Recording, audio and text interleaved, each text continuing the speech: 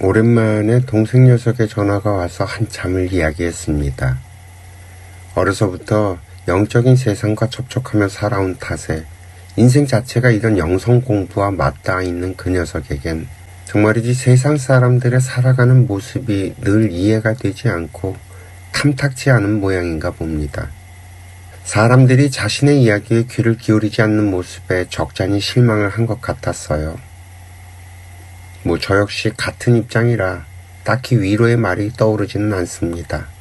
그렇다고 이제 와서 우리가 머리를 깎고 산에 들어가서 중지를 할 수 있는 것도 아니고, 아니면 그 녀석의 처음 인연이었던 천주교의 귀위에서 신부가 될 수 있는 것도 아니고 말이죠. 아무튼 그 녀석과 저는 진퇴양난입니다.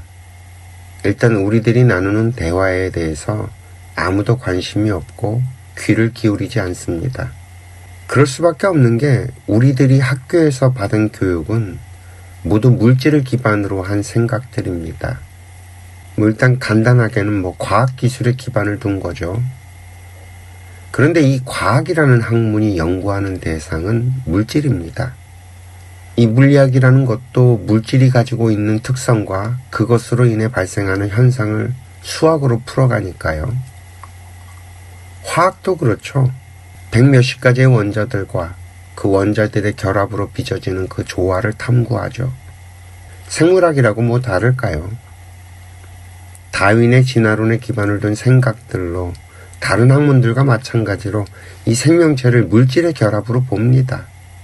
그러니까 인간 역시 동물이라는 거죠. 그 밖에 우리가 아는 기술 영역은 과학을 기반으로 발전한 거니까 역시 물질을 기반으로 한 것들입니다. 그리고 인문학이라고 하는 영역에 와서야 비로소 물질이 아닌 것들을 다룬다고는 하고 있지만, 글쎄요, 역사도 결국엔 기록을 근거로 하죠. 또 기타 사회학 역시 현대의 것들은 유물론에 기반을 둔 생각들입니다.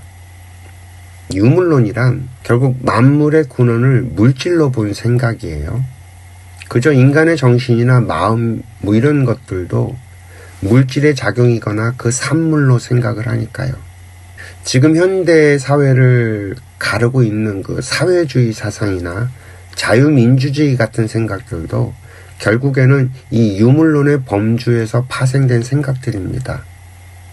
물론 그 당시로서는 상당히 선진적인 생각들이었겠지만 이 유물론적인 사고방식은 결국에는 더 많은 모순들을 만들어서 우리 인간들의 삶을 어렵게 만들어 가고 있습니다. 대한민국이 건국된 이후에 이런 서양의 사고방식들이 쏟아져 들어와서 우리들의 생각을 잠식시켜버렸죠. 현재 우리들이 생각하는 거의 모든 것들은 물질을 기반으로 한 생각들입니다. 그런데 이 한반도에서는요, 아주 고대에서부터 지금까지 영적인 생각들이 한 번도 사라지지 않고 고스란히 전해져 내려왔습니다. 쉽게 말해서 이거는 신과 함께였었다는 말입니다.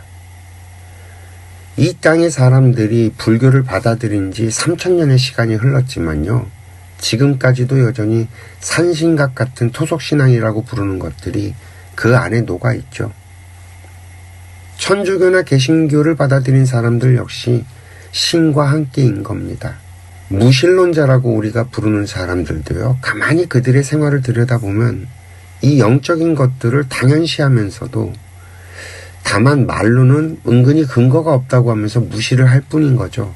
그 얼마 전에 제가 평소에 그다지 탐탁치 않게 생각하던 유시민, 최재천 선생께서 둘이 같이 영상을 찍은 게 있더라고요. 그 문과인 유시민 선생이 이과인 이기적인 유전자와 칼 세이건의 코스모스 같은 책을 읽고 나서 마치 뭔가 큰 깨달음을 얻은 듯이 책을 내기도 했었고, 과학자인 그 최재천 교수 앞에서 엄청 아는 척을 해대더라고요. 정말이지 공자 앞에서 문자 쓴다는 말이 딱이었습니다. 저는 그 유시민 선생을 보면 참 놀라운 재주가 있다는 생각을 늘 해요.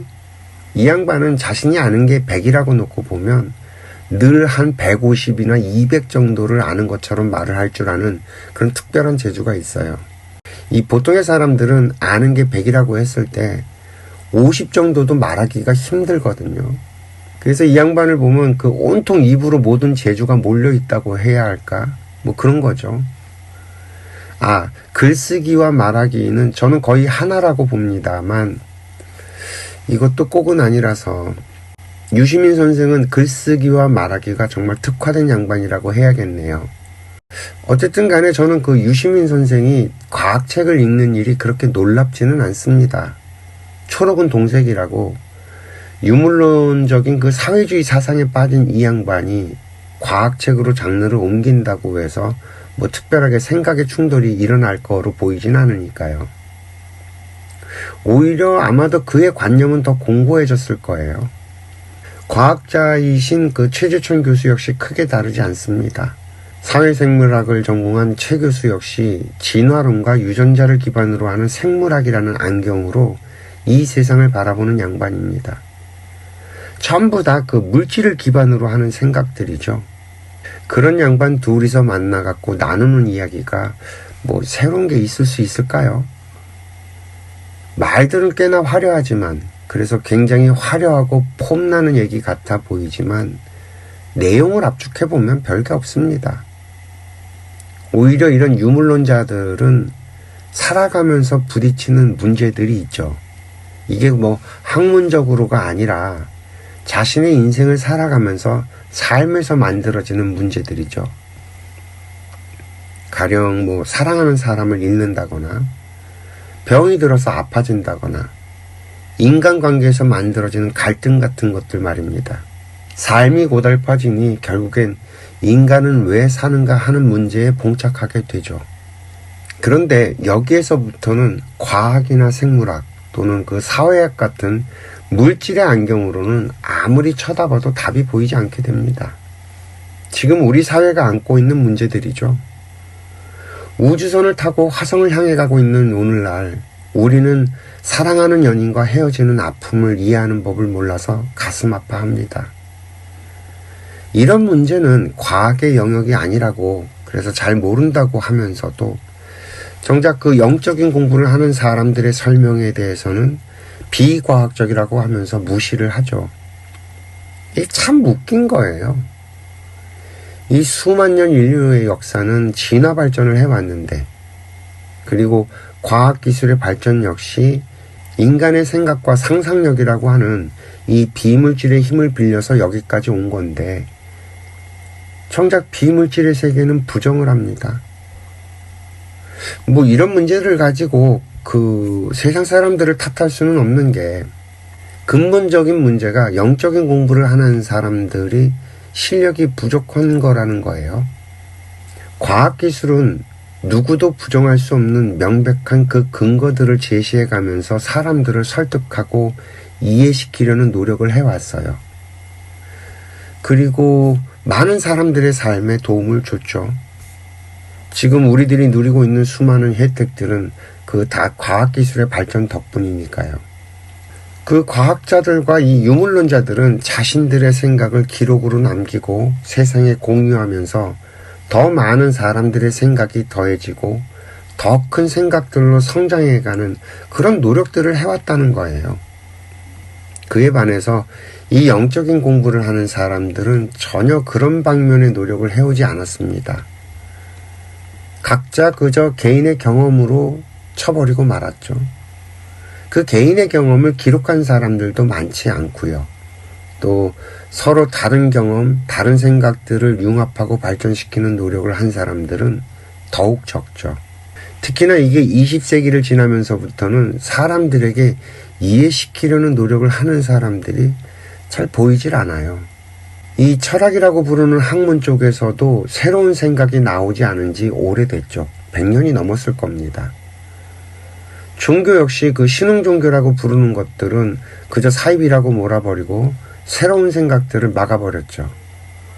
돌을 닦는 사람들은 지극히 개인적이고, 무당이나 영매들도 서로 자기가 잘났다고 온갖 쌈박질만 할 뿐이지 사람들에게 도움이 되는 뭔가를 하는 사람들이 보이질 않습니다. 영적인 세상을 사람들이 이해할 수 있게 이야기하는 노력이 없다는 말이에요. 그 과학과 기술은 서로 크로스오버 해가면서 자꾸 연합을 하고 통섭을 해가면서 가고 있는데 영적인 분야의 사람들은 너무도 배타적입니다. 그러다 보니까 세상 사람들로부터 이해받지 못하고 관심을 받지 못하죠. 그런데 정작 이 세상은 영적인 분야의 도움이 절실하게 필요합니다. 물질을 기반으로 한 생각만으로는 도무지 우리 인간들의 인생이란 문제를 풀어낼 수가 없으니까요. 삶의 고통을 해결할 수가 없어서 자살을 하는 사람들이 점점 늘어만 갑니다. 생각이 여기에까지 미치자 그 동생 녀석에게 한 말이 결국에는 우리의 실력 부족이라는 거였어요. 우리의 실력이 부족해서 사람들이 이해가 되게 설명해내지 못하고 있다는 거였죠. 이걸 재미있게 만들어주지 못하는 우리의 문제가 아니겠냐는 말을 했습니다. 그 애니메이션 영화 인사이드 아웃을 보면서 참 많은 사람들이 사회심리학에서 만든 이야기를 이해하는데 도움이 되었겠다는 생각을 했습니다. 그러면서도 정작 우리들의 삶에 얼마나 많은 변화가 일어났을까 생각을 해보면 여전히 우리들은 화를 내고 슬퍼하고 소통이 되질 않아서 절망을 하며 살아갑니다. MBTI가 대단하게 유행을 했고요. 그래서 그 젊은 친구들은 상대방의 그 이해할 수 없는 행동들에 대해서 그럴 수도 있겠다는 생각을 할 수는 있어졌지만 보다 근본적인 소통은 아직 이루어지지 않고 있죠. 그저 단지 갈등을 피해가고 있을 뿐입니다. 종교에서 이런 문제들을 해결해 주지 못합니다. 원래 이런 문제들이 종교의 담당이었는데 말입니다. 교회에 다니는 사람들은 편안함에 이르지 못했죠. 절에 다니는 사람들은 자비심이 넘쳐나던가요? 개인의 갈등은 이제 너무 당연하게 받아들여지고 집단의 갈등은 난투극을 넘어서 전쟁도 불사하고 있습니다. 문득 그런 생각이 듭니다. 내가 알고 있는 이것들을 사람들이 알게 된다면 그래도 저렇게 살까? 그럼 내가 아는 이것들을 어떻게 사람들에게 전달하지? 아무도 관심을 갖지 않는데 하는 생각 말입니다. 물질을 기반으로 한 생각들로는 분명히 한계가 있어서 결국 우리들은 영적인 공부를 해야만 할 텐데 영적인 공부를 하는 사람들이 그 뒷받침을 못해주고 있구나 하는 생각을 하니까 정말 스스로 부끄러워집니다. 결국 제 부족함이 드러나네요. 이 영적인 공부라고 하니까 사람들이 이걸 어렵게 생각을 합니다. 또 영적인 현상이라고 말을 하면 사람들이 두려워하죠. 그리고 그런 걸 가르치는 사람들마다 전부 다 다른 주장들을 합니다. 그러나 알고 보면 이 영적인 공부든 영적인 현상이든 사실 너무 당연한 것들이고 그래서 이 세상에는 기적이라는 것이 없다는 걸 자연스럽게 알게 될 텐데 말들을 너무 어렵게 해서 설명을 하고 있죠. 쿤달리니가 어떻고 또 어떤 사람은 단전을 깨워야 하고 또 어디 가면 차크라가 어떻고 마치 오랜 수행을 해야만 알 수 있는 것처럼 어렵게 만들어버립니다. 그리고 신들이 동참해서 벌어지는 그 영적인 능력이 있어야만 마치 뭔가 되는 듯 사람들을 현혹시키죠. 이거는 마치 그 과학기술이 사람들에게 편리함을 제공하기는 하지만 동시에 그것을 이용해서 사람들을 현혹시키는 것처럼 영적인 것을 만지는 사람들도 사람들에게 도움이 되는 부분이 분명히 있지만 동시에 그 영적인 힘으로 사람들을 현혹시키고 있다는 말입니다. 왜 그럴까 생각을 해보면 사실 간단하죠. 돈이에요. 돈 벌 욕심에 눈이 멀어서 그러는 거죠. 사실 그 과학기술도 지식인 것처럼 영적인 세상의 이야기도 지식입니다. 내가 영통을 해서 뭔가를 알아야만 영적인 게 아닙니다. 모든 인간은 영적인 존재들이에요. 물질인 이 육신에 비물질인 영혼이 결합된 인간은 모두 영적인 존재들입니다. 그래서 우리들이 다루는 것들은 비물질적인 것들이 대부분이에요. 한번 보자고요. 세상 모든 것에 이름을 붙인 것도 영적인 일입니다.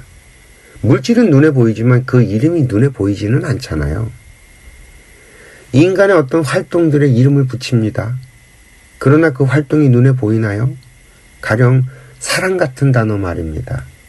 지식이 우리 눈에 보이나요? 지식의 양을 우리가 잴 수 있나요? 우리는 이미 충분하게 영적인 삶을 살고 있습니다. 우리들이 알고 있는 지식에는요, 물질을 기반으로 한 생각들과 비물질을 기반으로 한 생각들이 섞여 있습니다.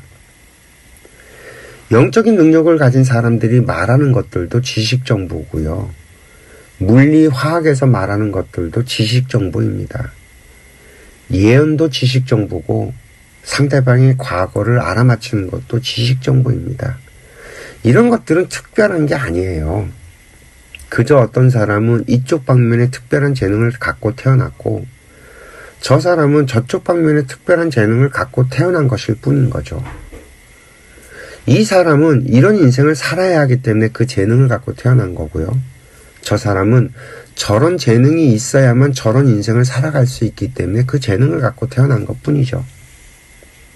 그러나 이 사람이든 저 사람이든 우리는 모두가 이 지구라는 별에서 같이 살아가야 합니다.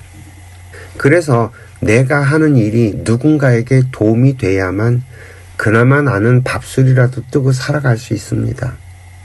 인류는요, 돈이라고 하는 매개체를 사용해서 서로가 서로를 도와가며 살아갈 수 있도록 만들어 뒀습니다. 교회 목사님도 신도들이 헌금을 내줘야만 먹고 살고요. 그 대신에 신자들의 신앙생활과 일상생활을 돕는 일을 하죠. 스님도 마찬가지 구조예요. 신도들이 보시를 하고 뭔가 재물을 줘야만 먹고 살죠. 대신 신도들을 대신해서 불공도 드려드리고 기도도 해주고 상담도 해주고 말이죠. 아무런 쓰임이 없는 사람은 이 세상에 존재하지 않습니다. 또한 수요와 공급이라는 이 쓰임의 정도에 따라서 돈은 저절로 알아서 흘러서 갑니다. 이게 미래를 알아맞추고 상담을 통해서 돈을 받는 무속인들도 결국 다 마찬가지예요. 인간이 운영이 되는 데는 이 법칙에서 벗어난 사람이 없습니다. 가르치는 사람은 배우는 사람들이 있어야 먹고 살죠. 이 말은 거꾸로 얘기하면 가르치는 사람들은 배우는 사람들이 먹여 살리고 있다는 말이에요. 도움을 주는 사람은 도움을 받는 사람들이 먹여 살리고요. 이렇게 보자면 인간은 모든 것들이 다 철저한 거래입니다. 모든 인간관계는 철저하게 거래로 움직이고 있고요. 아닌 인간관계는 없어요. 부모 자식의 사이나 부부 사이는 아니라고요? 그렇지 않습니다. 부모 자식 사이도 우리가 몰라서 그렇지 철저한 거래로 작동을 합니다. 그 전생이라는 것이 있어서요. 전생에 빚을 갚아야 하는 사이로 만나게 되는 게 우리의 인연이거든요. 빚을 진 사람이 있고 그 빚을 받아야 하는 사람이 있어요. 인연 자체가 빚골이 인연입니다. 이것을 벗어난 관계는 존재하지 않고요. 인간으로 태어나는 것 자체가 그 빚골이 인연에 의해서 인과의 법칙을 따라서 벌어지는 일이니까요. 제가 어릴 적에 들었던 이야기 가운데 이런 이야기가 하나 있습니다. 돌을 닦아서 부처가 돼도 쌓은 공덕과 복이 없으면 그때부터 사람들과 인연을 맺으면서 그 복록을 지어야 한다는 말이었어요. 왜냐하면 내가 부처가 됐어도 인과의 사슬이 없으면 나를 찾아오는 사람이 없거든요. 내가 부처인지 사람들이 알아보질 못합니다. 그래서 애초부터 그 부처님이 되려면 무수히 많은 사람들에게 많은 것을 베푸는 보시공덕을 지어야만 합니다. 그 공덕 위에 다시 공부를 해서 깨우치는 일을 지나가야만 비로소 원만하게 이루신 부처님이 되는 겁니다. 내가 사람들에게 한 일이 없으면 아무도 나를 쳐다봐 주지 않아요. 사람들이 대접받고 싶어 하는데 대접받을 행동을 하면요, 정확하게 대접을 받습니다. 내가 사람들에게 대접을 못 받는다는 얘기는 내가 그 사람을 위해서 한 게 아무것도 없다는 얘기예요. 그런데 내가 대접을 받으려면 그게 도둑놈이죠. 이런 인과의 공덕이라는 것이 있어서 이번 생에 연예인으로 태어나는 사람들은 지난 생에 수많은 사람들에게 많은 복을 진 사람들입니다. 그 공덕으로 이번 생에 사람들이 나를 좋아해주는 덕을 받는 거죠. 사람들이 좋아해주는 복을 갖고 태어나지 않으면요, 아무리 연기를 잘하고 아무리 노래를 잘해도 나는 인기가 없습니다. 그런 양반들 참 많죠. 노래는 정말 잘 부르는데 인기가 없는 가수들 참 많아요.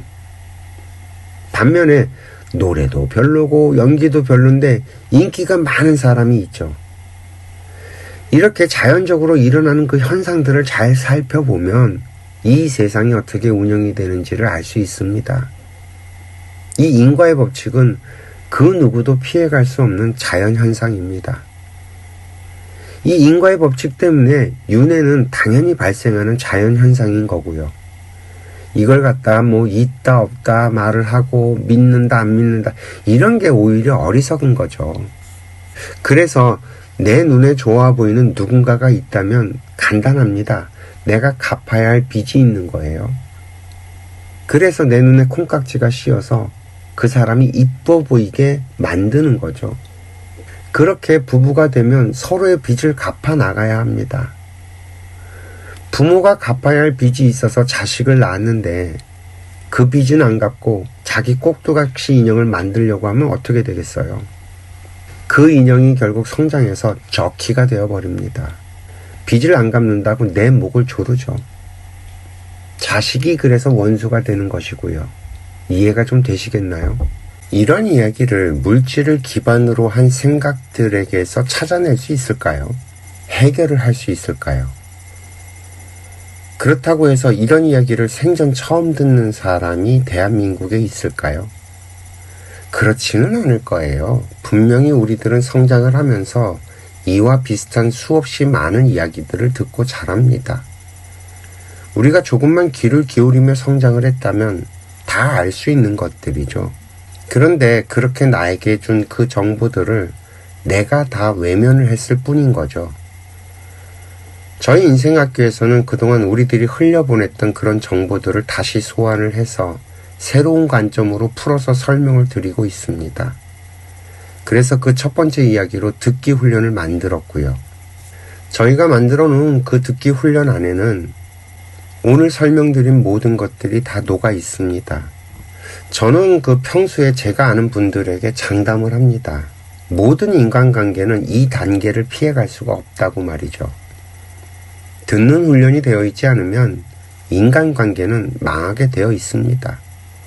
그래서 모든 인간은 결국 이 문제로 어려워지고 그래서 이 어려움을 회복하려면 결국에는 이 과정을 반드시 거쳐야만 합니다.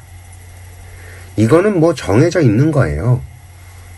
우리가 귀를 열기 위해서는 내 닫혀있는 그 생각을 확장시켜야 하고 말이죠.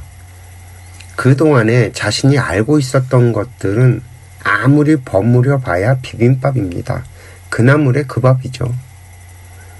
새로운 생각, 새로운 정보가 들어와야만 내 생각이 바뀌게 되고요.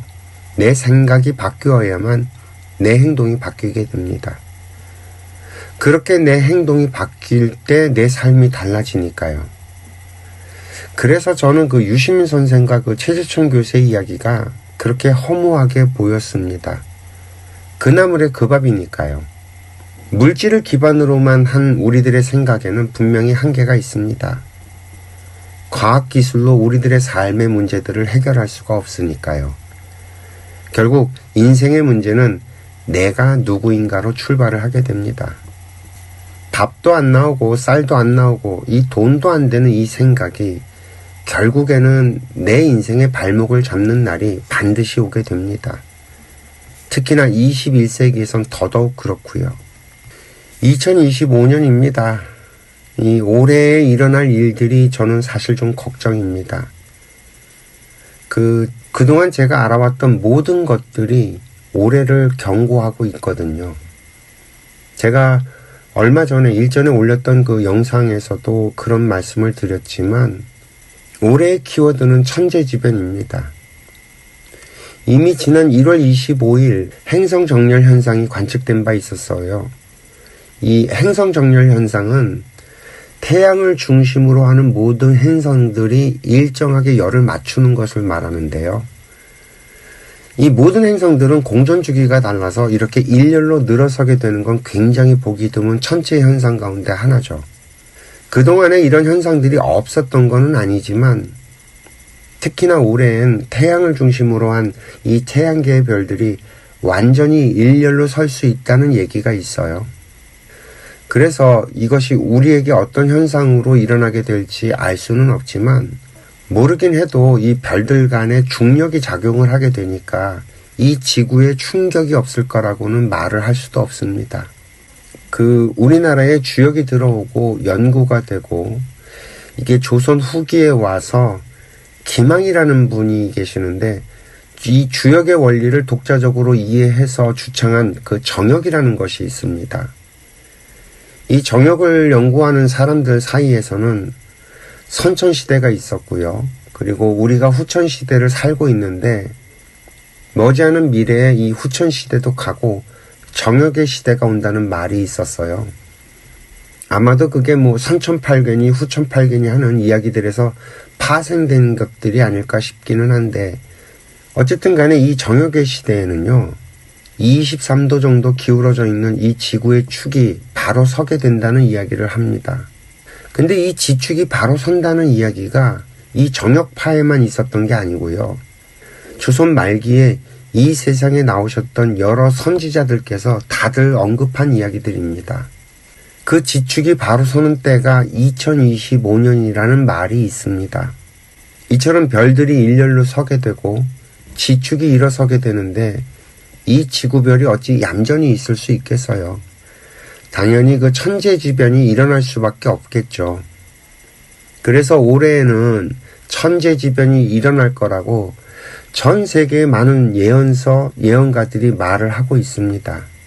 어떻게 이렇게 인연이 돼서 저희 인생학교에 오게 되셨는지는 잘 모르겠지만 이 영상을 보시는 분들만이라도 올 한 해는 좀 자중하시고 해외여행은 제발 좀 삼가하시고 세상의 변화를 잘 살펴보시기 바랍니다. 그저 큰 피해가 없기를 바라는 마음이기는 하지만 그렇게 될 수는 없다는 생각이 들기는 합니다. 왜냐하면 아무도 이런 말을 믿지는 않을 테니까 말이죠. 어떻게 이야기를 하다 보니 여기까지 왔습니다. 마지막에는 결국엔 무거운 이야기로 마무리를 하게 되네요. 많은 양해를 바랍니다. 오늘도 이야기 들어주셔서 감사하고요. 행복하세요.